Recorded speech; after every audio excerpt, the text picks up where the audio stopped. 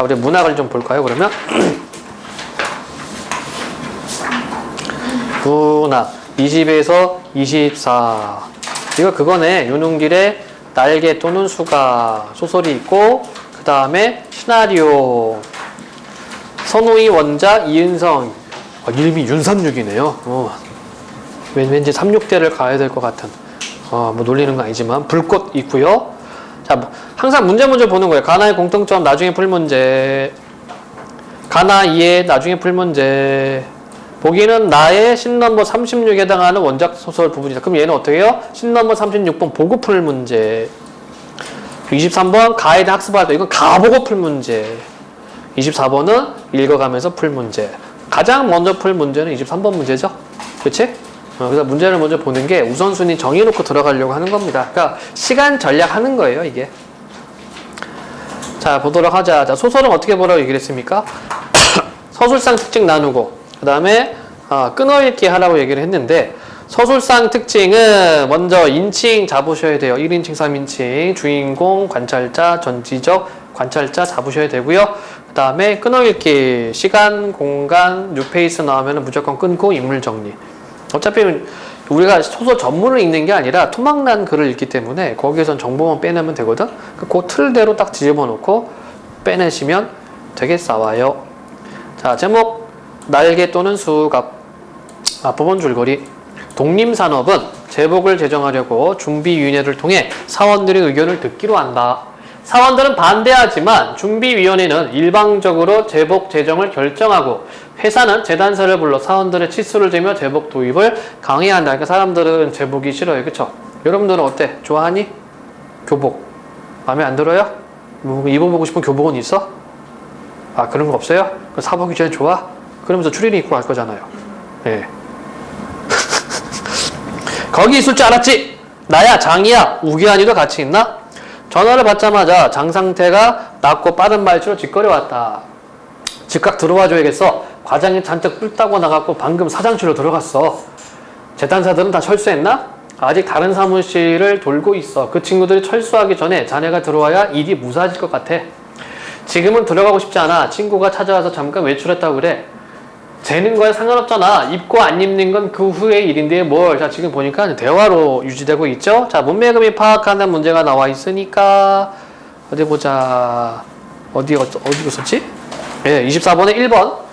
착용 여부를 선택할 수 있도록 도와줄 것을 약속하며 회유하고 있다. 맞니?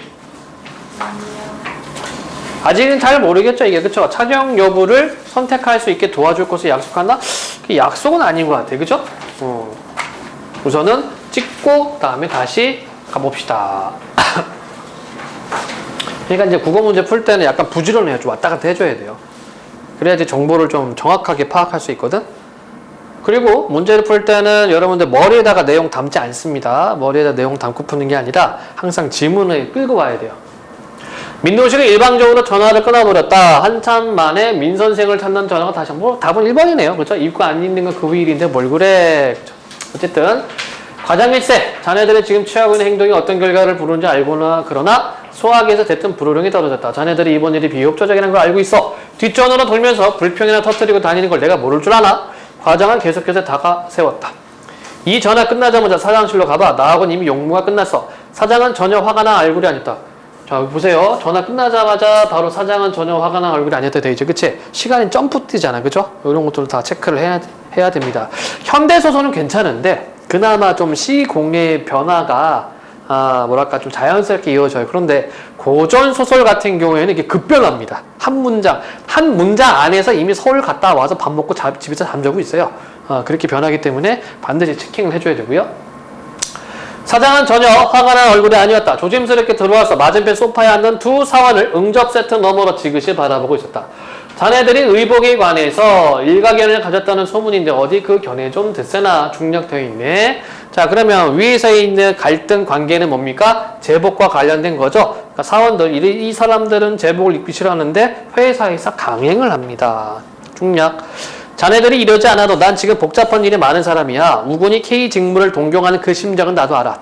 하지만 앞으로 가까운 장래에 다른 사람들이 자네들을 동경하도록 만들기 위해서는 나도 노력하고 자네들도 적극 협조해야 되지 않겠나? 그동안을 못 참아서 협조할 수 없다면 별 수 없지. 이런 일엔 누군가 한 사람쯤 희생이 따른다는 사실을 각오해야 돼. 협박하는 거지 뭐 이게. 그렇죠? 그래서 24번 2번 제복 제정에 반대하는 사람에게 불이익이 있을 것이라고 압박. 예, 맞고요. 다시 지문으로 넘어와서요. 무슨 뜻인지 알겠습니다. 제가 희생이 되죠. 피고용자한테도 권리는 있습니다. 들어올 때는 제 마음대로 못 들어오지만 나갈 때는 제 마음대로 나갈 수 있으니까요. 우기한이가 분연히 소파에서 분연이는 빡친 거야. 예, 분연히 소파에서 일어나 빠른 걸음으로 도로를 향해 갔다. 순식간의 일이었다. 사장실을 나서는 우기한이와 엇갈려 웬 사내가 잽싸게 뛰어들었다. 다방에서 두 번 본 적이 있는 생산부의 자격부 권씨였다. 사장실로 들어서기에 무섭게 권씨는 민도식을 향해 눈자위를 하얗게 부릅떠 보였다. 우기환의 도련한 행동에 처음 놀랐던 도식은 권씨의 험악한 표정에 다시 놀라면서 엉거주춤 궁둥이를 들었다. 자, 여기까지 보니까 이제 인칭이 잡혔죠? 나라는 거 안 나온다, 그치? 3인칭입니다. 그럼 관찰입니까? 전지입니까? 관찰일까요? 전지일까요? 관찰? 전지? 전지가 되겠죠? 이런 것들은 이 심리가 직접적으로 드러나잖아. 어디 갔냐? 도론 행동에 놀랐던 도식은 험악한 표정, 다시 놀라면서, 그쵸? 이런 것들이 심리가 직접 드러나 있네요. 그 3인칭 전지적 작가 시점이고요. 빨리 자리를 비켜달라니 권씨의 무언의 협박이 빗발치고 있었다.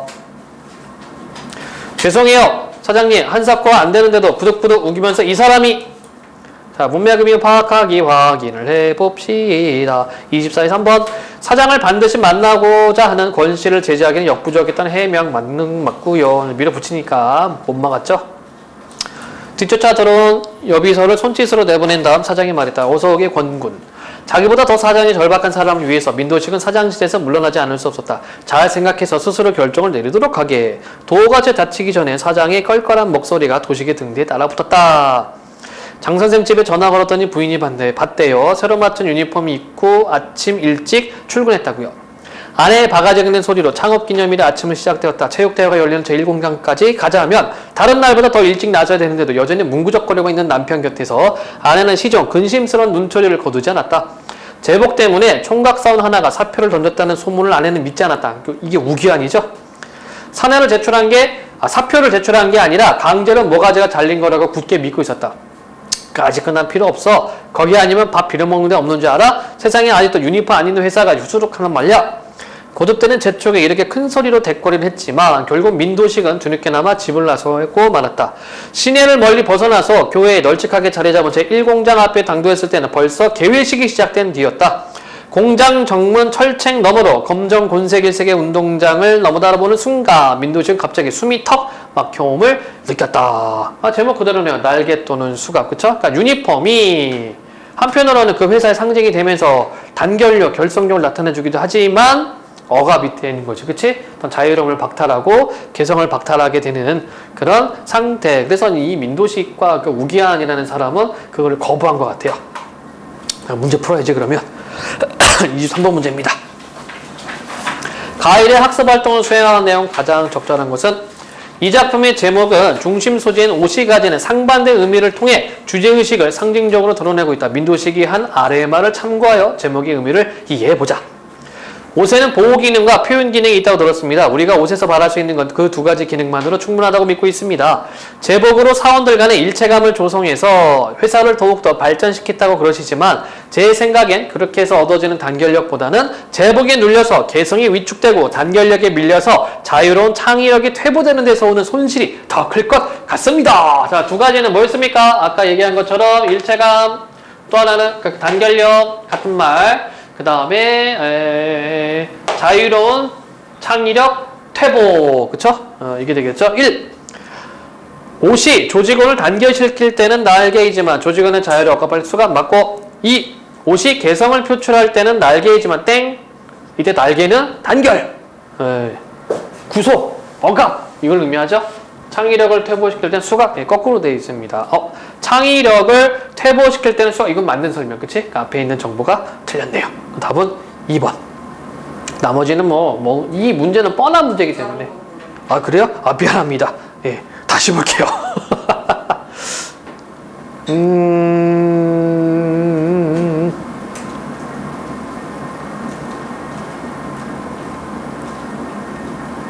이렇게 가는 거군요.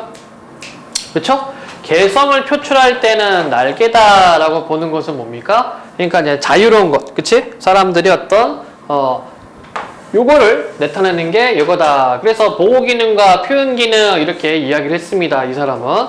자, 그런데 회사에서는 창의력을 퇴보시키니까 이렇게 들어가겠죠, 그치?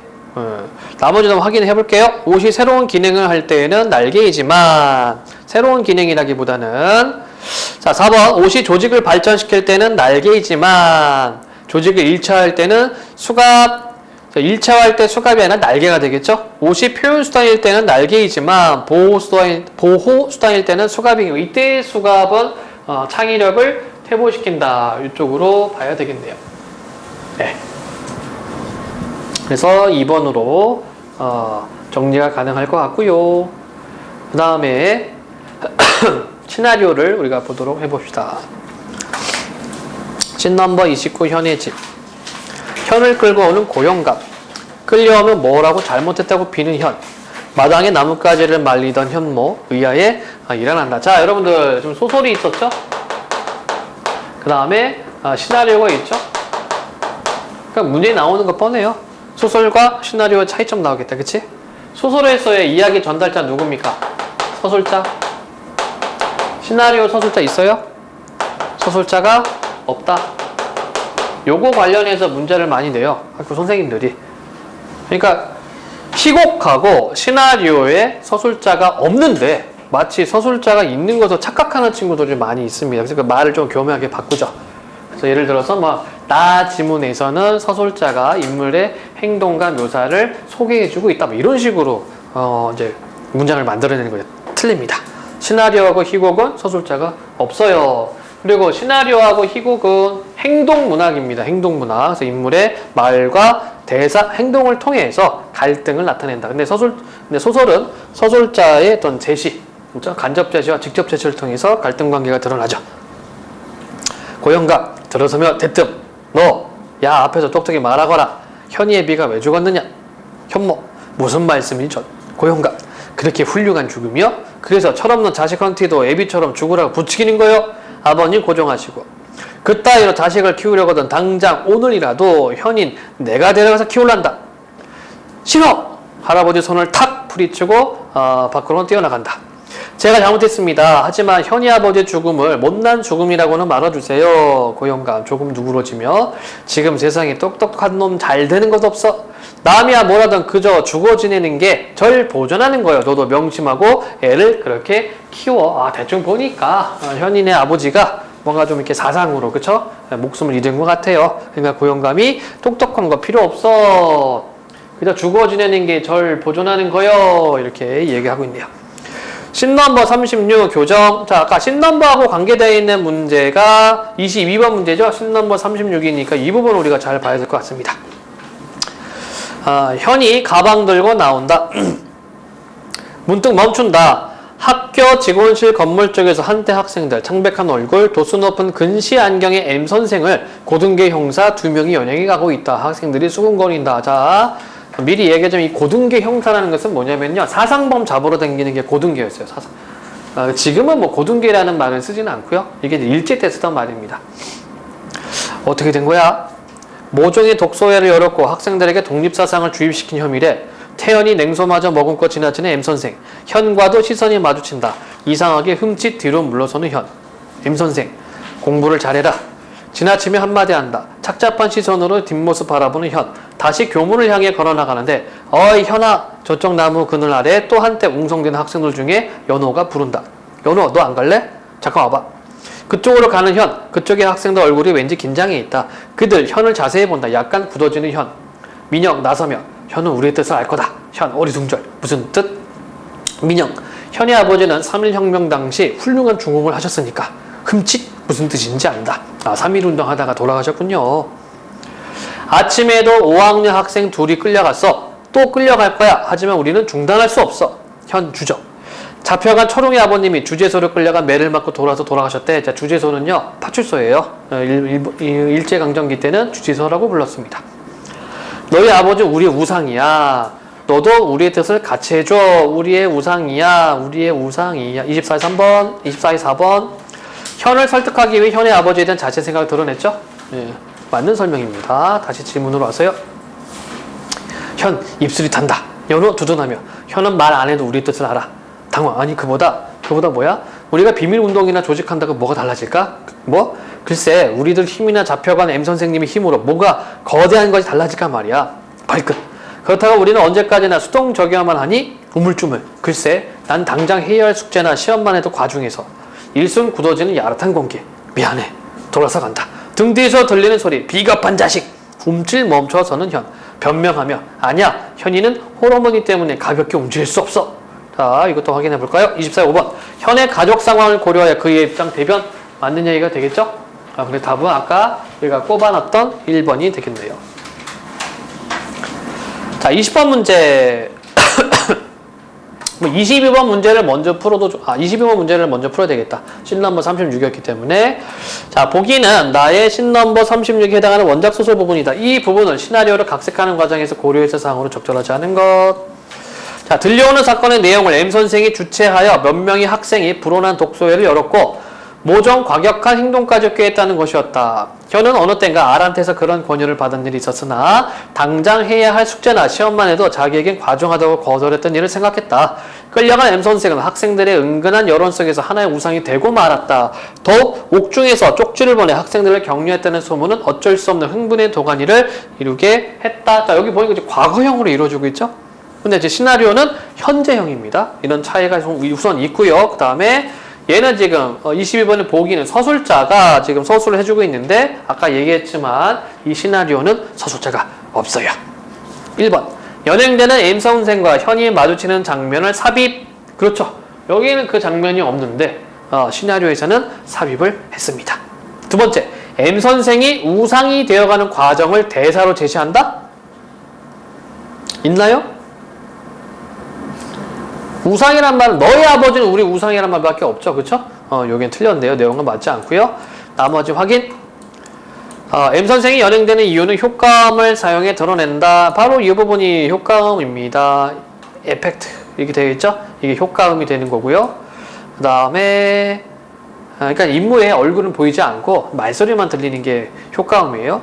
그 다음에 4번. M 선생이 옥중에서 보낸 쪽지와 관련한 내용은 생략. 이거 안 나왔어요. 지금 시나리오에서는 권유를 받은 현이 당황해하는 모습을 지시문으로 추가한다. 여기 나와 있죠. 우물쭈물 이렇게 움찔 이런 것들 좋습니다. 그래서 아닌 것은 2번이 되겠네요. 자, 20번 문제입니다. 가와 나의 공통점으로 가장 적절한 것은 자, 인물 간의 대화를 통해 사건의 긴장감을 조성하고 있다. 자, 이거는 나는 당연히 어쩔 수밖에 없어요. 시나리오는 대사를 통해서 갈등 관계가 드러나는 겁니다. 그럼 우리는 이제 가를 확인해 주면 되겠죠? 가는 어떻습니까? 가는 중략 부분 앞부분에 보면은 이제 대사들 나와 있고, 그쵸? 그 다음에 중략 뒷부분에 사장과의 대화에서도 갈등 관계가 드러나네? 예. 대사를 통해서 갈등 관계가 드러납니다. 자, 두 번째는요. 새로운 인물이 등장하여 갈등 해소가 아니라 갈등이 고조되는 거고, 과거 장면을 통해 인물의 성격 변화, 이거 없고요. 공간적 배경, 사실적으로 묘사, 시대 상황을 구체화, 이것도 없고요. 동시에 일어난 사건을 나란히 배치, 이것도 없습니다. 자, 여러분들이 이 보기는 많이 볼 거예요. 동시에 일어난 사건을 나란히 배치했다. 지금까지 모의고사 출제한 거 보고 여러분들 내신 교과서 치는 거 보고 없어요. 없어. 사건 두 개를 병치한 거는. 여러분들 시트콤 생각하면 돼요. 옛날에 거침없이 하이킹 뭐 이런 거 보면 항상 그 챕터의 인물, 사건이 두 개가 나란히 진행이 되죠? 그게 이거거든? 이건 없습니다. 그러니까 내신에서 굳이 찾자면은 그거 뭐였더라? 우연한 만남? 최척전. 최척전이 그나마 동시에 있는 사건을 나란히 배치하는 형상. 최척이 하는 행동, 그 다음에 자기 여옥이 부인이 하는 행동, 장인 장모가 하는 행동, 요렇게 그거는 조금 가능한데 다른 작품에서는 이거를 찾기가 굉장히 어려워요. 그럼에도 불구하고 이거는 항상 나옵니다. 네? 어떤 걸요? 5번이요? 동시에 있는 사건을 나란히 배치한다? 이런 거야. 예를 들어서 A라는 인물이 서울 구경을 간다라고 칩시다. 그쵸? 그게 1년에 쫙 보여주고 한편 B라는 인물이 뭐 인천에서 뭐 누구를 만난다 뭐 이런 것들, 그렇지? 그러니까 사건이 두 개가 진행이 돼야 돼. 그게 동시에 사건을 나란히 배치하여 이겁니다. 예. 그러니까 주로 이제 고전 소설에서는 조금 나오는데 현대 소설 글쎄요 모의고사 문제에서 저렇게 나오는 걸 본 적이 없습니다. 예. 다음 21번 보기를 바탕으로 가 나를 이해한 것 적절하지 않은 것은 자 소설과 시나리오에서 세계에 대응하는 자아의 양상은 다양하고 복합적이다. 세계의 횡포에 좌절하거나 순응하는 자아도 있고 쉽사리 세계에 굴복당하지 않으려는 자아도 있다. 한편 위 두 자아가 한 인물 내에서 충돌하는 경우도 있다. 1번 가의 아내가 장 선생은 유니폼 입고 일찍 출근했다며 재촉하는 것은 A. 나의 현모가 남편의 죽음을 못난 죽음이라고는 말라며 뜻을 굽히지 않는 것은 B. 맞죠? 가의 장 상태가 즉각 들어오라며 과장이 방금 사장실로 들어갔다고 전한 것과 나의 고용감에 주거진에게 절 보존하는 거라 여기는 것은 모두 A. 그렇고요. 가의 우기한이 나갈 때는 제 마음대로 나갈 수 있으니까요로 말하며 일어난 것과 나의 민영이 언제까지나 수동적이야만 하니 라며 반문한 것은 모두 B. 그렇고요. 가의 민도식이 세상에 아직도 유니폼 안 입는 회사가 추도록하다며 대거리하면서도 집을 나서 체육대회 장소를 가는 것은 A와 B가 공존하는 양상. 그렇죠? 나의 현이 우리들 힘으로 뭐가 거대한 것이 달라질까라고 말하면서 미안하다는 말만 나중에 돌아서는 것은 A에서 B로 전환되는 양상으로 볼 수 있군이 아니라 이거는 그냥 A지 뭐. 그렇죠?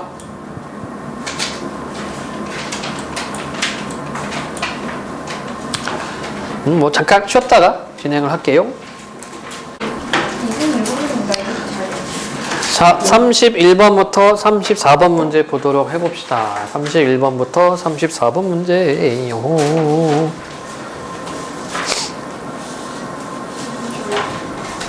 자, 문제 먼저 보세요. 항상 윗글에 대한 설명.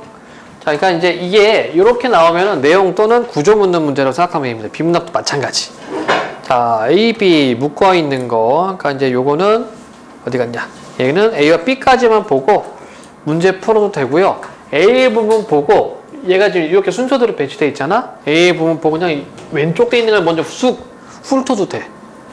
이거 좀 뭐 여러분들 뭐 편의상에 맞춰주면 되고 나 같은 타입은 A 본 다음에 그냥 쑥 훑습니다. 먼저 제껴놓고 가요. 다음에 33번은 이제 박스 내용이죠. 보기를 바탕으로 윗글을 감상해라. 자, 그런데 33번 문제가 보기를 바탕으로 윗글을 감상하라 했으니까 얘는 지문 보기 전에 이거 보고 들어가면은 도움이 되는 글이지. 34번은 사자성어입니다. 모르는 거 있어요? 백골난방, 사면초가, 어부지리, 이심전신, 적반하장. 백골이요? 백골이 되어도 못 잊겠다. 난망. 어려울 난 잊을망입니다. 내가 죽어서 백골이 되어도 이 은혜는 잊지 않겠소이다. 백골난망. 네? 이거 좋은 의미를 써요. 백골난방은. 사면초가는 사면이 초나라의 노래. 초나라하고 한나라하고 싸우는데 한나라가 초나라 애들을 굴복시키려고 한나라 애들이 둘러싸고 초나라 노래를 불러요. 그래서 항우가 항복을 하죠. 아니 항우는 항복 안 하고 밑에 있는 장수들은 다 항복을 하고 예, 항우는 이제 죽으려고 갑니다. 사면초가. 백골난방을 또 사랑 그리워하는 인에게도 뭐 나오면 이것도 쓸 수 있어요. 보통은 은혜를 잊지 못할 때 백골난방 이렇게 얘기를 합니다. 또 모르는 거 뭐 있죠? 없나요? 네. 자, 내용을 보도록 할게요. 그러니까 소설은 아까도 얘기했지만 서술상 특징 잡으셔야 되고요. 이때 서술상 특징은 인칭 그리고 묘사 부분입니다. 이거 반드시 잡아야 돼요. 인칭 1인칭, 3인칭 들어가는 거고 묘사도 인물 묘사 또는 배경 묘사 이렇게 들어가요. 묘사를 여러분들이 체크를 해야 되는 이유가 뭐냐면 어차피 소설은 인간이거든. 그러니까 사람의 어떤 심리를 부각해주기 위해서 이거 쓴다는 얘기야. 그러니까 이거 반드시 잡고 들어가야 되겠고 그 다음에 끊어읽기. 왜 끊어읽느냐? 아까 이거 설명하다 말았구나. 끊어읽는 이유는 자, 어차피 우리가 보는 글은 토막난 글입니다. 전체 내용이 아니란 말이죠. 그쵸? 그럼 우리가 필요한 거는 정보만 빼면 돼요. 그래서 그 기준이 시간 달라지면 끊고 공간 달라지면 끊고 새로운 인물 뉴페이스 나오면 끊고 그러면서 뭐합니까? 인물 정리만 해주시면 돼요. 자, 그런데 특히나 고전소설 같은 경우는 이거 반드시 해주시고 사실 현대소설은 뭐 이거 굳이 안 해도 돼. 현대소설은 이게 아까도 얘기했지만 딱딱딱 구분이 되거든. 근데 이게 이제 고전소설이긴 하지만 이게 너무 급변해요. 그러니까 인물의 행적이 어떻게 되는가를 반드시 잡아줘야 되거든. 그래서 폭넓이라는 얘기고 플러스 호칭 정리해줘야 됩니다. 이 고전소설에서는 한 사람을 부르는 말이 많이 달라질 수도 있어요. 예를 들어서 구운몽에서 나오는 양소요. 구운몽에서 나오는 양소요는요. 원래 얘는 성진이고 성진이가 꿈꿔서 양소요로 나오는 거고요. 얘가 관직에 올라가 아까 한림이야. 그 양한림 이렇게 불러요. 그리고 얘가 승상이 됩니다. 그 양승상이 되는 거고 그 다음에 얘가 전쟁에 나가서 공을 세우는데 원수가 되는 대원수야. 이렇게 부르고요. 집에서 아내들이 양소유를 상공이라고 또 부릅니다. 이런 식으로 이제 호칭들이 달라지기 때문에 인물 관계를 보고 반드시 호칭 정리, 인물 정리를 해주셔야 됩니다. 특히나 고전소설 같은 경우는 앞부분 줄거리에 이거를 안 줄 수가 없어요. 갈등 관계를 보여줘야 되는데 이게 토막난 글이기 때문에 전체 내용에서 이게 갈등이 잘 안 드러나거든. 그래서 이걸 주는 거야. 여기에서 사람들 나오면 이렇게 분리를 반드시 해줘야 돼요. 그래서 봅시다. 유백로는 조은아에게 백학선을 주며 결혼을 약속한다. 그 유백로하고 조은아하고 이렇게 증표로 부처를 줬네요. 백학선. 유백로는 조은아를 보호하기 위해 가달과의 전쟁에 원수로 출전하였으나 출전 뭐 이런 식으로 여러분들이 뭐 간단하게 정리를 해주면 좋아요. 간신 최국량이 군량 보급을 끊어 적군에 사로잡힌다. 최국량이 뭐 있습니까? 보급을 끊어버려서 유백로가 잡힘. 그 다음에 태양선생과 충복의 도움으로 유백로의 소식을 접한 조은아는 누구? 태양선생과 충복의 도움. 얘네들은 조력자 역할을 하네요. 그렇죠? 소식을 듣게 되고요. 황자 앞에서 능력을 증명하고 정남 대원수 출전한다. 와, 예, 능력자네 여자가. 그래서 대원수가 되어서 출전. 가달과 대결하겠네요. 가달과 대결하던 중 조은아는 선녀가 알려준 백학선의 사용 방법 떠올린다. 선녀가 나오네. 그 비현실적 요소도 있다는 얘기죠. 정기적 요소도 있고요. 예. 그러니까 이런 식으로 좀 체킹을 해놓으면은 여러분들이 지문 내용 읽어가면서 내용을 정리하기 좀 편리합니다.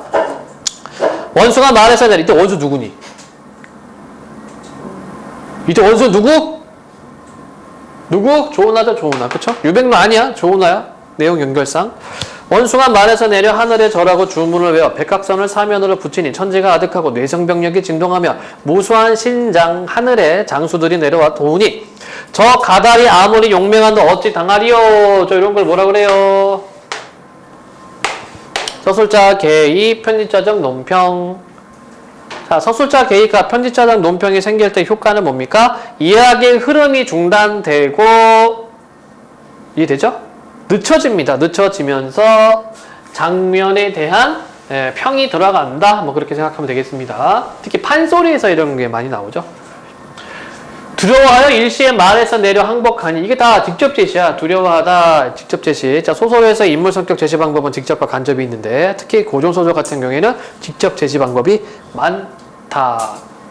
원수가 가달과 마대영을 마루 아래 꿀리고 크게 꾸짖어 네가 유원수를 모셔와야 목숨을 용서하느냐. 그렇지 않은즉 군법을 시행하려. 유원수는 누구? 유백로. 하니 가달이 급히 마대영에게 명하여 유원수를 모셔오라 하고는 마대영이 급히 달려 유원수 있는 곳에 나아가. 자, 장소 달라졌죠? 끊어야 돼. 이거 그냥 가버리면 한 장소인 줄 착각해요. 그래서 끊는 거야. 예. 그래서 마대영이 가서 데리고 와. 유원수 있는 곳에 말했어요. 원수는 저의 구함이 아니었다. 벌써 위태hat을 터이니 저의 공을 잊지 마소서. 이때 원수는 누구니? 이때 원수는 누구?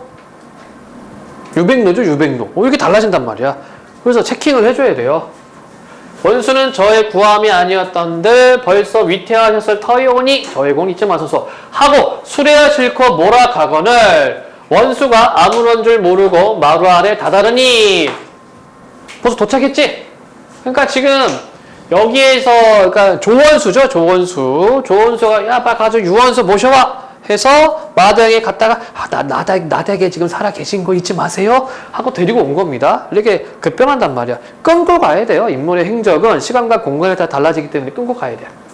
한 소년 대장이 맞이하여 난군이 대대 명가 자손으로 이렇듯 고난은 모두 운명이라 안심하여 개의치 마소서 하거늘 유원수가 눈을 들어본 즉 이는 평생에 전혀 알지 못한 사람이라 손을 들어 칭찬하며. 이때 손을 든다는 것은 이렇게 손 드는 게 아니고 옛날 사람들이 공수라고 그래요. 공수. 그렇죠? 중국 영화 보면 이런 거 많이 하죠. 손을 들어 칭찬하며 뉘신주는 모르거니와 뜻밖의 죽어가는 사람을 살려. 이때 죽어가는 사람 누구? 본인 자신 유원수. 본국 귀신이 되게 하시니 백골난방이오나. 그쵸? 은혜가 나왔네요. 가해배라가 사자성어는 백골난방이오나. 이제 패군한 장수가 되어 군부를 욕되게 하오니. 이때 군부는 임금과 아버지란 뜻입니다. 예전에는 뭐라 하더라? 임금과 아버지를 똑같이 생각을 했죠. 충과 효를 같은 의미로 봤습니다. 군부를 욕되게 하오니 무슨 면목으로 군부를 배우려 차라리 이곳에서 죽어 죄를 갚을까 합니다. 원수가 재상 위로하며. 그럼 이때 소년대장이 누구야? 이때 소년대장은 누구? 그래서 조은아가 되겠네. 조은아. 그죠? 예, 자기 결혼하자고 했으면서 이렇게 남자랑 했다고 못 알아봐요. 그러니까 눈깔도 혜태 눈깔들이요. 그래서 옛날 사람들은요 서로 이렇게 헤어질 때 징표로 자기 갖고 있는 물건을 줘요. 특히 많이 하는 게 이렇게 옥패 같은 게 있으면 깨가지고 주죠. 나중에 맞춰보는 겁니다. 지금처럼 뭐 신분증이 있나, 뭐 SNS가 있나 그런 게 아니잖아. 그렇죠? 근데 몇 년씩 헤어지다 보면 얼굴이 좀 변할 수가 있거든. 그래서 징표를 주는 겁니다. 원수가 재상 위로하며. 이때 원수는 누구야? 조은아. 여기 위에 있는 소년대장. 그렇죠? 장수되어 1승 1패. 한 번 이기고 한 번 패하는 것은 병가상사. 그러니까 많이 있다는 얘기죠. 과히 번뇌치 마소서. 유원수가 예를 갖추어 인사하더라. 가다가 마대형을 죄인이 타는 수레에 싣고 회군할 때 또 끊어야 되죠? 여기까지는 이제 다시 맞았는데 안타깝게도 유원수는 조원수가 누군지 몰라. 그지? 그런 상태야. 자, 가다가 마대형을 죄인이 타는 수레에 싣고 회군할 때 먼저 승전한 첩서 승리했습니다. 황제한테 올립니다. 승전보를 울리며 행군하는데 유원수가 부끄러워하는 기색에 가득한 것을 보고 조원수가 붓기를. 이제 조원수는 누구? 조은아. 장군이 이제 사지 죽을 곳을 벗어나 고국으로 돌아오시니 당하거나 어찌 이렇듯 수척하신지요. 이제 수척하다 이게 부끄러워하는 기색 이렇게 연결되죠. 원수가 탄식하며 제가 불충불효한 죄를 짓고 돌아오니 무엇이 즐거웁니까? 원수가 이렇듯 걱정하시니 황공하며 불안합니다. 조원수가 짐짓 묻기를 듣자온즉 원수가 일개 여자를 위하여 자원 출전했다 하셨사오니 이 말이 옳은나이까? 대충 냄새가 나죠? 왠지 떠보는 것 같아. 그지?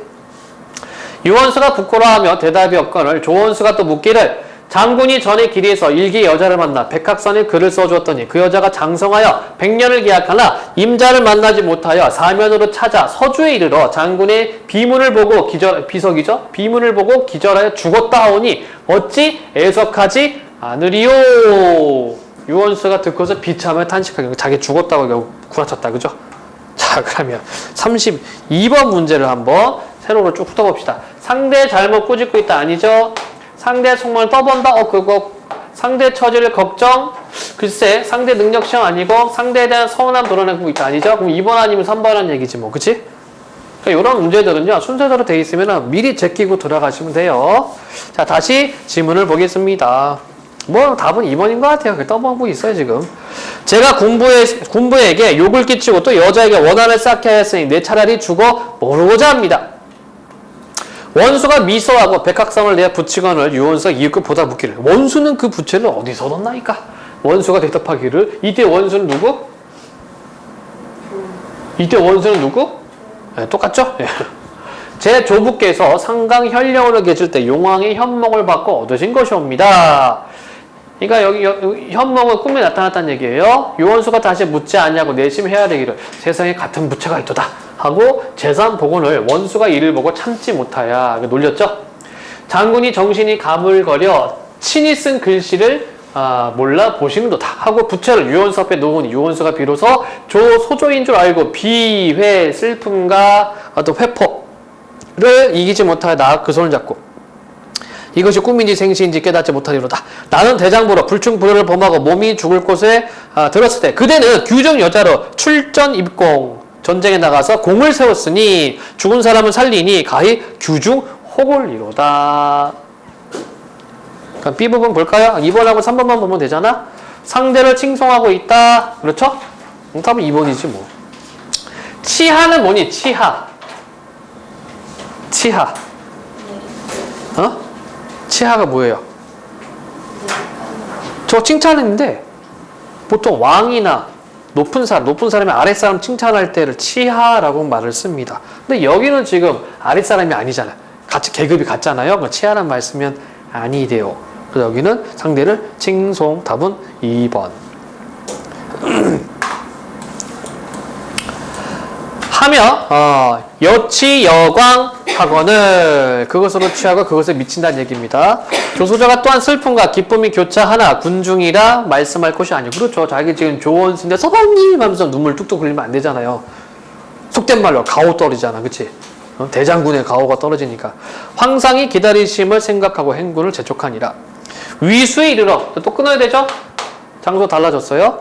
위수에 이르러 용신께 제사하고 용신? 드래곤볼 7개 모아서 소원 빌면 되나? 나와라 용신! 예. 용신께 제사하고 3만군 혼백을 위로한 후 많이도 죽었다. 사당을 지어 사적을 기록하고 그 일에 대한 기록 농토를 나눠주고 철마다 제사를 받들고 장조를 모아 보내어 말하겠다. 이런 걸 뭐라고요? 요약제시죠? 요약제시. 그러니까 여러분들이 소설을 읽어 나갈 때 지금 보면은 압축적인데 행위들이 많아. 그리고 철마다 제사를 받들고 그 시간이 막 지나갔다는 얘기잖아요. 요약적 제시입니다. 돌아가 부모 처자를 반기라. 하고 남은 군조를 거느려 행하여 아미산에 이르러서 유원수의 선산에 성명하고 또 옮겨갔어. 그러니까 위수에 이르러서는 요거 했고 아미산에 이르러서 유원수의 선산은 이제 조상님들이 묻힌 산을 선산이라고 그러죠. 선산에 성묘하고 전날 주인과 이웃을 모아 옛일을 이르며 금운을 흩어주고 태양 선생을 찾아 전날 베푼 덕택을 사례한 후 늙은 종 충복을 찾아 천금을 상사한 후 서울로 향하니라. 역시 마찬가지로 요약 제시. 아따 할 일 겁나게 많다잉. 조원수가 표를 올리기를 이때 표는 보고서 정남대원수 조은하는 돈수백배하고 돈수백배는 공손하게 모으고 100번 절한다는 뜻입니다. 돈수백배하고 천작게 올리나니 신첩이 폐하의 특은을 입어 특별한 은혜를 입어 한 번 북을 올려 오랑캐를 소멸하였고 유원수를 구하오니 신첩의 외로마운 죄를 거의 갚을 듯 하옵니다. 어전에 보고하올 일이 급하오나 조상 분묘를 수리하고 죄를 기다리겠나이다. 그러니까 우선 보고가 급한데 먼저 좀 조상님 이걸 한다는 얘기죠. 그러니까 유교적 가치관이 드러나는 부분입니다. 이 부분은 그치? 예, 여기는 효도죠, 효. 그러니까 충과 효를 중시했던 유교적 가치관이 드러나는 부분. 요즘 같으면 안 되잖아. 요즘 사장님한테 보고해야 되는데 집에 가서 제사 드리고 와요. 안 혼나죠. 근데 그게 아니라 이때 당시 가치관이 드러나는 부분입니다. 상이 다 읽으시고 칭찬하며 이때 상은 황자가 되겠죠. 천자. 기특하도다. 조은하는 규중 여자로 출전 입공함은 고금의 희한한 일이로다. 하시고 최국량은 허리를 베어주기. 허리를 베어주기네. 하시며 그 가족을 귀양 보내라 하셨다. 뭐 그건 뻔하네 이거. 내신 나오면은 뭐가 나올까요? 홍계월전 나오겠다. 평국이. 그쵸? 자 그러면 윗글에 대한 설명으로 적절한 것만을 고른 것은 서사의 진행 과정에 비현이 요소에 있어요. 꿈과 현실을 교차하여 사건을 입체적으로 구성. 꿈, 현실 교차 안 했어요. 인물의 심리를 구체적으로 외양묘사, 우리가 외양묘사 지금 체킹이 안 돼 있죠. 공간 의동에 따른 인물행위 요약적 제시 있어요. 이렇게 기억 유리입니다. 그래서 여러분들 소설 읽어갈 때는 소설상 특징하고 그러니까 인물 그러니까 인칭하고 묘사 부분 그리고 끊어읽기만 제대로 잘 해주시면은 이런 문제들은 어렵지 않게 대처가 되겠습니다. 32번 했고 33번 문제네요. 이거 읽고 안 들어갔나? 네. 백학선전은 결혼을 약속한 남녀 주인공이 고난을 이겨내고 재회하는 애정소설의 성격을 지닌다. 이거 읽고 들어가셔야 되는데 아까 사자성어 설명하다 보니까 빠놓고 들어갔네. 또한 남성 중심의 사회적 규범을 극복한 여자 주인공이 영웅적 면모를 보이는 여성 영웅소설의 성격도 지닌다. 백학선전은 백학선이라는 소재에 다양한 서사적 기능을 부여함으로써 두 가지 성격을 유기적으로 표현했지만 여자 주인공은 예외적인 존재를 그려 여성에 대한 사회적 인식을 변화시키지 못했다는 한계를 지니기도 한다. 1번 조은하가 오랑캐를 물리친 것에서 영웅으로서 모습 확인받고요. 황상의 말을 통해 조은하를 예외적인 존재로 여기다. 그렇죠? 유백로와 조은하가 100년을 기약하고 헤어졌다가 다시 만났다는 점에서 애정소설의 성격? 그렇고요. 조은하가 공적을 세운 후 황생에게 죄를 기다린다고 한 점에서 남성 중심의 사회적 규범을 극복? 아니. 여기 뭐 있잖아요. 여기 뒤에. 그쵸? 여성에 대한 사회적 인식을 변화시키지 못했다. 예. 답은 4번. 이렇게 연결하면 되고 5번도 확인. 조은하가 위기를 극복하는 것과 유백로가 조은하를 알아보는 것에 기여한다는 점에서 백학선은 서사적 기능을 알 수 있고, 자, 서사적 기능이라는 것은 이야기 모티프라고 생각하시면 됩니다. 그쵸? 그러니까 뭐 신데렐라 같은 경우는 유리구두, 홍지파치는 뭐 고무신, 뭐 이런 것들이 서사적 기능을 하고 있죠. 질문. 네. 앞에 어휘 질문을 네? 앞에 어휘 나오고 부사 이거 출전 어디요?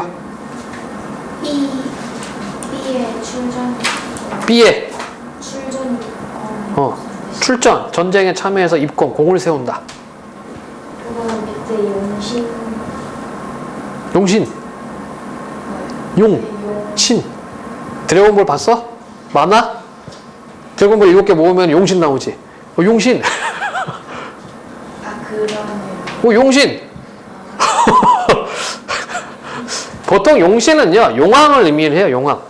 고전소설에서 용신하면은 이제 용왕과 관계된 거 생각하면 돼요. 그냥 용신입니다, 용신. 예. 나는 드래곤볼 좋아해서 어릴 때 많이 봤는데. 또 질문 있어요? 없습니까? 3537 이성부 산길에서 윤동주의 길. 역시 문제 먼저 보는 거예요. 35번 가나에 대한 설명. 36번 먼저 풀 문제 읽어가면서 풀 문제. 그치? 37번 나 감상. 그러니까 37번 문제도 나 들어가기 전에 먼저 보면 됩니다. 뭐 이렇게 분석 잘하는 친구는 그냥 봐도 되고요. 이성부 산길에서 자 우리 뭐 기존에 있었던 친구들은 시 분석할 때 정서파 이고 왜 표현기법 그쵸? 이 정의표죠, 정의표. 요거들만 보시면 되고요. 새로운 친구들은 나중에 다시 한번 기초 수업 진행을 하겠습니다. 그러니까 항상 이걸 먼저 봐야 돼. 시는 이게 시적 대상이거든. 이거 안 보고 들어가면은 50% 버리고 들어가는 겁니다. 산길에서 산길에서 뭐 하는데 이걸 봐야 되겠죠? 여러분들 이성부 하면은 누구? 이성부 유명한 시 뭐가 있어요? 응? 뭐가 있니? 이거 다 했을 텐데 내신에서 벼죠, 벼. 햇살이 따가울수록 서로 기대어 어쩌고저쩌고. 그치? 벼. 비슷한 작품 뭐가 있습니까? 비슷한 작품은 눈은 살아있다 뭐 등등등등. 그치? 김수용 작품들. 이성부의 산길에서 이 길을 만든 이들이 누구인지를 나는 안다. 자, 그러니까 시를 읽을 때 분석할 때 표면적 화자 드러나 있죠. 이걸 표면적 화자라고 그래요. 화자가 겉으로 드러나 있습니다. 이 길을 만든 이들이 누구인지를 나는 안다. 그래? 매음이 파악하기. 36번에 길을 만든 이들이 누구인지 지각하고 있다. 이거는 설명 그대로잖아. 그쵸? 이 길을 만든 이들이 누군지 나는 안다. 설명 그대로 되고 있습니다.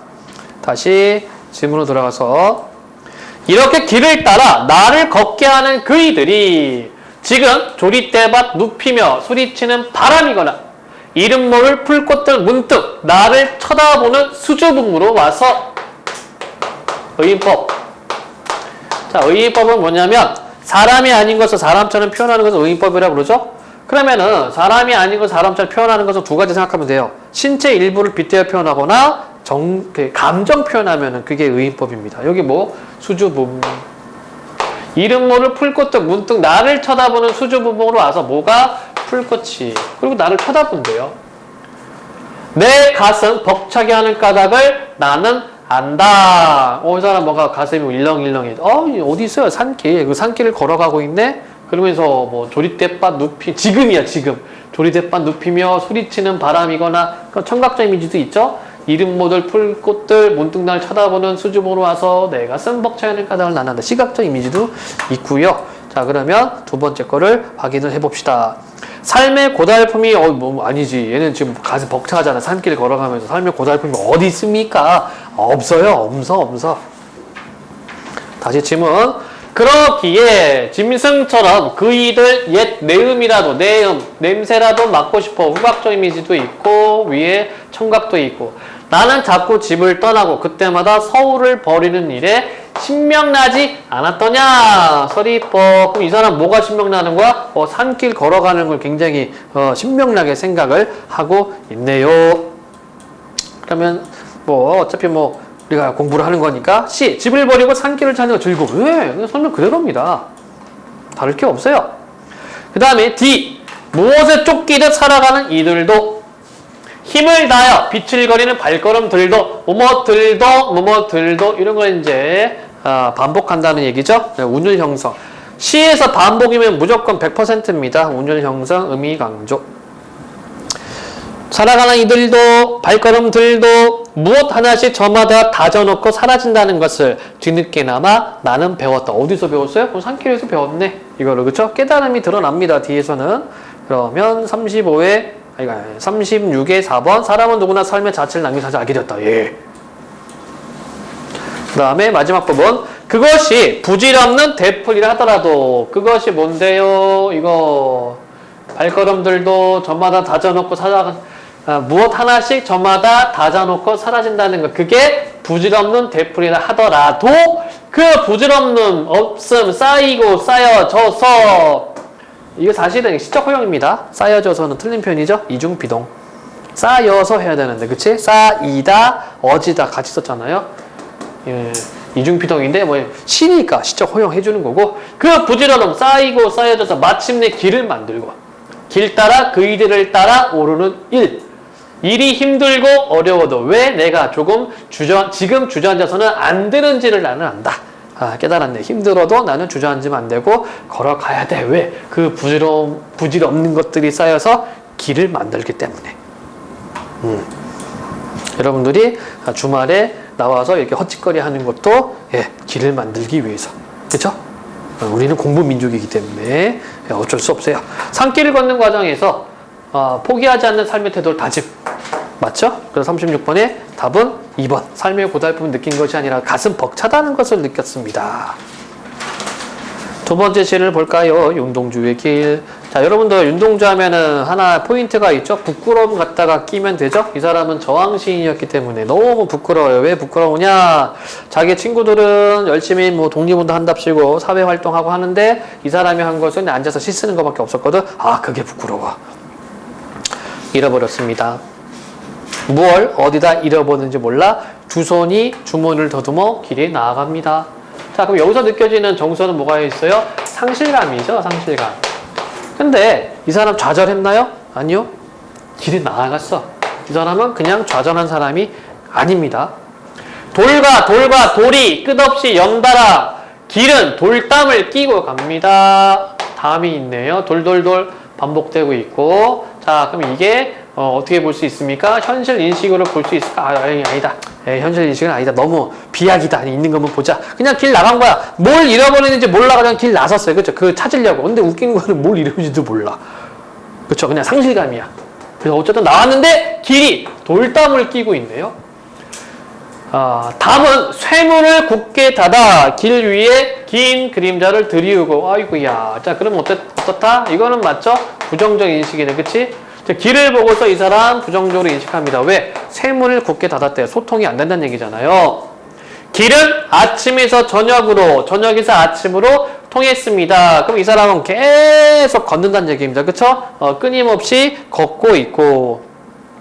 돌담을 더듬어 눈물 짓다. 쳐다보면 하늘은 부끄럽게 푸릅니다. 자, 그러면 돌담을 더듬다 왜 눈물 지을까요?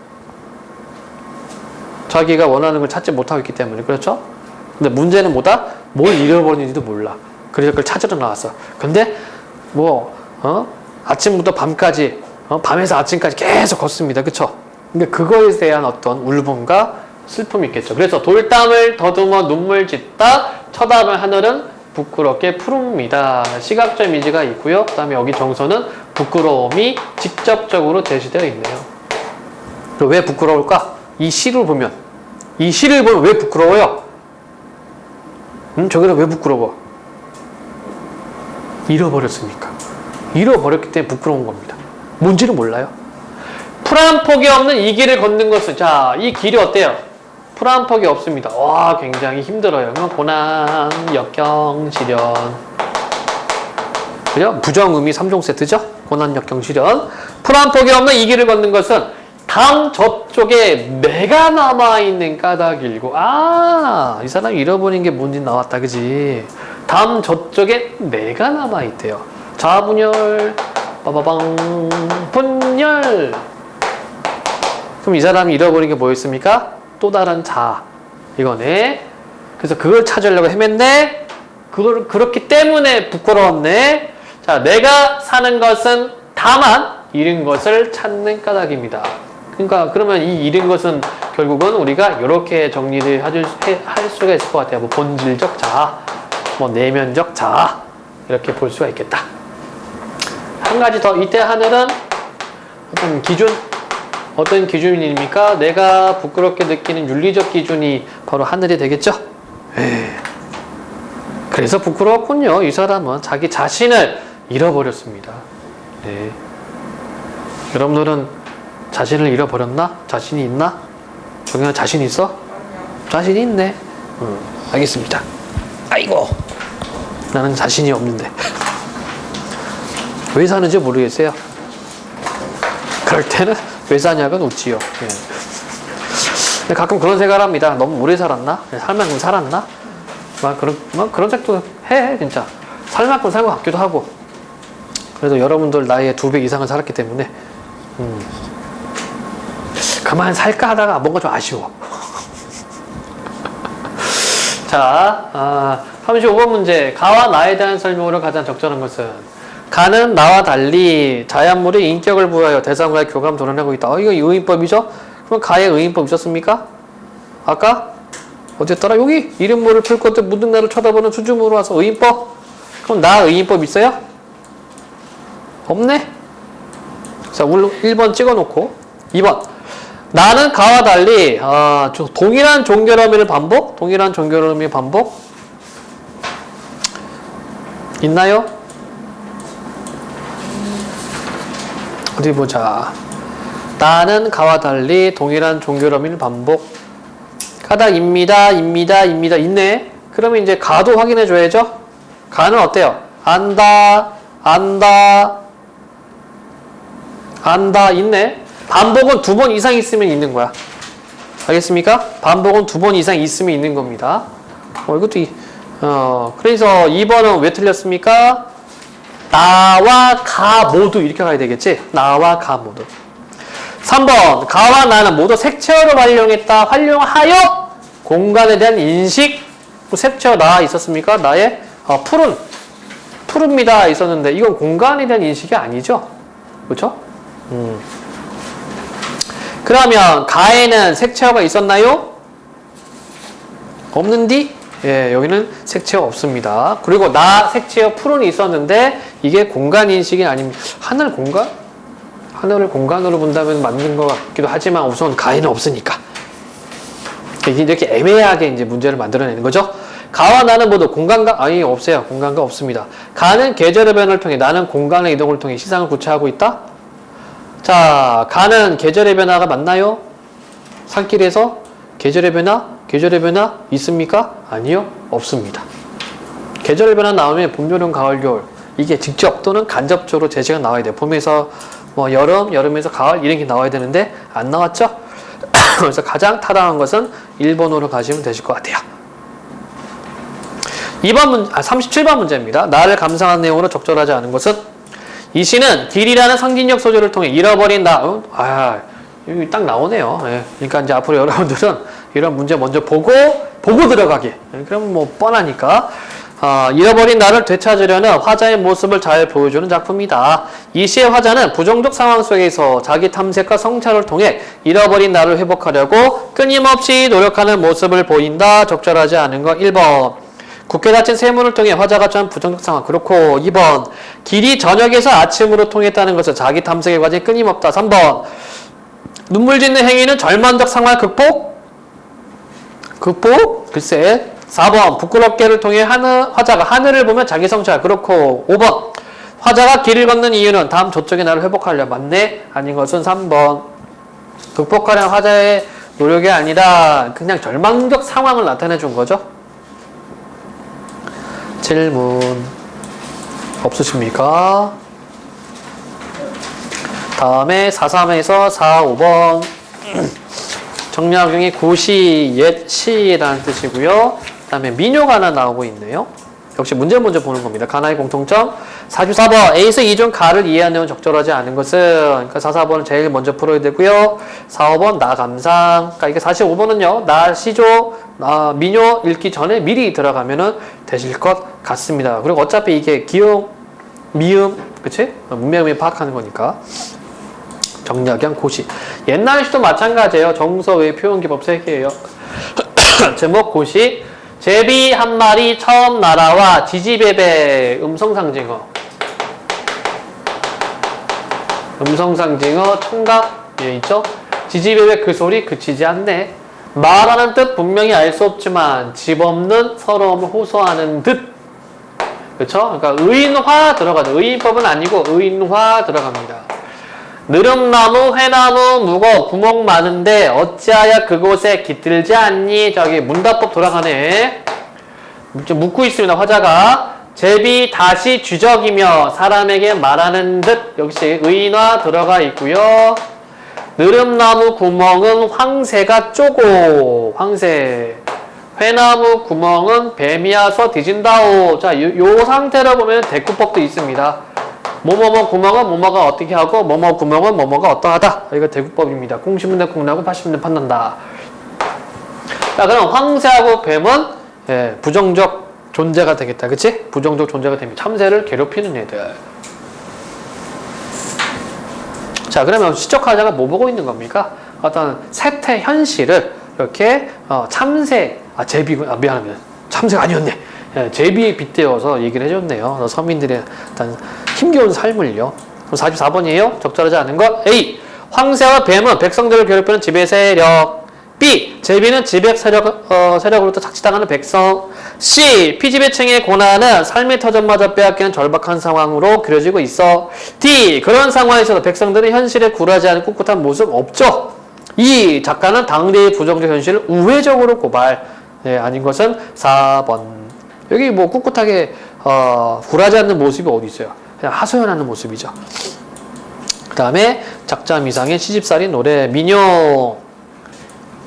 형님 온다 분고개로 형님 온다 A B A 그리고 형님 온다 분고개로 형님 온다 사사조네요. 사사조의 사음모 율격 형님 마중 누가 갈까? 형님 동생 내가 가지. 형님 사촌형님 시집살이 어떻댔까? 묻고 있죠? 자, 그럼 위에 거하고 공통점이 생겼네? 가하고 어떤 공통점이요? 문답 묻고 답하기 대화. 물론 가에서는 의인화해서 마치 그렇게 들리는 것처럼 했습니다. 그래도 공통점 되사친다는 얘기죠. 이에 그 말 마라 시집살이 개집살이 이건 언어유의 들어가 있고요. 앞밭에는 당초 심고 뒷밭에는 고추 심어 뒷구법이죠. 당추도 고추예요. 근데 이제 옛날에는 좋은 고추를 당추라고 그랬어. 옛날에는 중국이 선진국이었으니까. 그렇죠? 예. 요즘은 돈 있으면 뭐 사나? 다 유럽제 쓰나? 저는 알프스산 생수 마셔요. 한 병에 뭐 10만원짜리? 맛도 없더구만, 것이. 눈 녹인 거 뭐라 마시냐? 차라리 집에서 뭐? 그 냉동칸, 그 성에 끼면 그거 갈아서 먹든가, 그죠? 네. 고추, 당추 맵다 해도 시집살이 더 맵더라. 추상의 구체화 들어가 있네요. 자, 추상의 구체화는 뭡니까? 시집살이는요, 추상적인 겁니다. 이 구체적인 게 아닌 거지. 그것을 어떻게? 미각화했어. 맵다 라고 표현했어요. 맵다. 자, 그러면 문맥의미 파악하기 45번. 보기를 바탕으로 나를 감상하는 족자라는 것은 시집살이 노래는 고통스러운 시집살이를 하는 아녀자들의 생활을 진솔하게 표현한 미녀다. 이 작품 속 여인은 대하기 어려운 시집 식구와 과중한 가사 노동으로 인해 힘든 삶을 살고 있다. 이러한 삶 속에서 여인은 자신의 처지를 한탄하기도 하고 체념하는 태도를 보이기도 한다. 기억에서 고추, 당추와 비교하여 시집살이의 고통을 표현, 그렇죠? 맵다. 이렇게 표현했습니다. 다시 지문. 둥글둥글 수박 씻기, 밥 담기도 어렵더라. 이게 수박 씻기가 뭐냐면 옛날 밥들 보면 그릇이 이렇게 동글동글해요. 이렇게 돼 있어서. 그래서 이렇게 이렇게 놓고 옛날에는 부엌에서 상을 다 차리고 이걸 들어서 안방으로 가거든. 그러니까 이게 흔들린단 말이야. 그래도 흔들렸다고 뭐라고 했던 줄 시엄마들이. 둥글둥글 수박 씻기, 밥 담기도 어렵더라. 도리도리 도리소반, 수저넣기도 어렵더라. 어때요? 역시 대꾸죠? 여기랑 여기 대꾸가 되어 있고, 도리소반 아주 작은 상인데 이것도 아주 정갈하게 상을 놓아야 되기 때문에 어렵죠. 오리물을 길어다가 심리방아 찌어다가 역시 대꾸법이네요. 45의 2번. 니은에서 오리와 심리를 활용하여 감당해야 할 노동이 과중함을 강조. 그렇죠? 오리는 몇 미터죠? 1, 2에 400m, 4, 5, 20, 2km? 2km네, 2km. 심리는 4km. 왜? 아침에 이제 밥하려면 물이 필요하니까 이거를 2km니까 왕복 4km네. 4km면 여기서 어느 정도죠? 여기서 2km면은 여기서 2km면 저쪽 다리 있는 데까지 좀 되려나? 그 정도 되겠다. 다리 있는 데까지. 자, 9소태 불을 떼고 12방에 자리 걷고 굉장히 힘들죠? 외나무다리 어렵대야 시아버니 같이 어려울까? 서리법 들어갔습니다. 서리법 들어가 있고요. 역시 추상의 구체화예요. 어떻게? 외나무다리 어렵대야 시아버니 같이 어려울까? 이게 더 어렵다는 얘기지, 그치? 비교해주고 있고, 나뭇잎이 푸르대야 시어머니보다 더 푸르래. 역시 추상의 구체화. 시어머니의 성격을 푸르게. 우리가 보통 서슬퍼렇다는 말을 쓰잖아요. 그 의미를 따왔어요. 서리법 있고요. 시아버니 호랑새요. 시어머니 꾸중새요. 대구법이죠. 3번, 4호의 3번. 호랑새와 꾸중새를 활용하여 시아버지와 시어머니를 대하기 힘든 존재를 표현. 그렇죠. 무서워. 동서 하나 한림새요. 한림새는 이제 고자질쟁이. 시중 하나 뾰족새요. 뾰족은 뭐야? 뭐 말끝만 이렇게 턱턱 쏴. 시아집이 뾰중새요. 잘 삐져. 남편 하나 미련새요. 자식 하나 우는새요. 나 하나만 썩내살새. 그러니까 우리 래퍼들은 이런 민요 연구를 해야 됩니다. 라임 딱딱 맞죠. 그렇죠?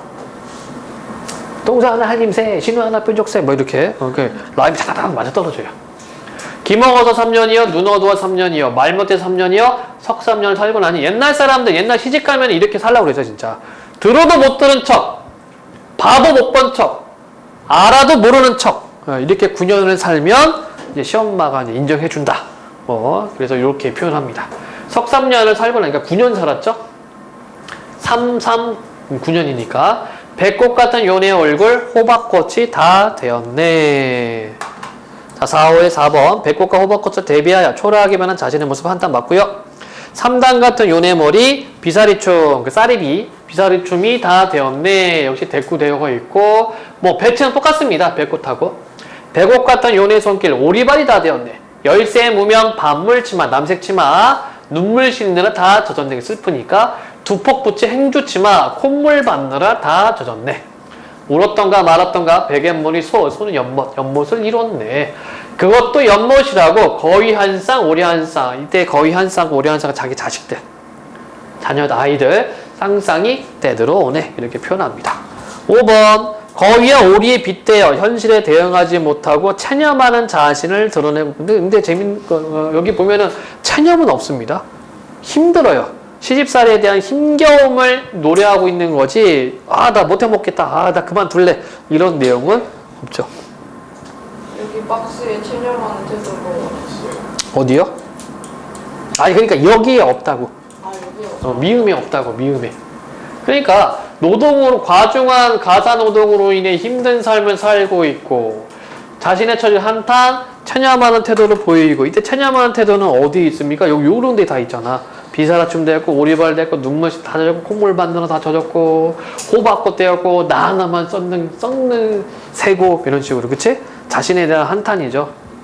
그런데 요 부분은 없잖아요. 자, 4~3번 가와 나의 공통점. 반어적인 표현을 통해, 우리 반어법 없었습니다. 대화 형식을 활용한 현재의 인식. 아까 우리 얘기했던 부분, 그치? 예, 공통점은 대사치는 거. 시간의 흐름? 아니요, 없어요. 감각적 이미지를 활용하여 자연의 아름다움 아닙니다. 자연물의 감정이입? 없어요. 자, 감정이입이 뭡니까? 감정이입이. 응? 주아야, 감정이입이 뭐예요?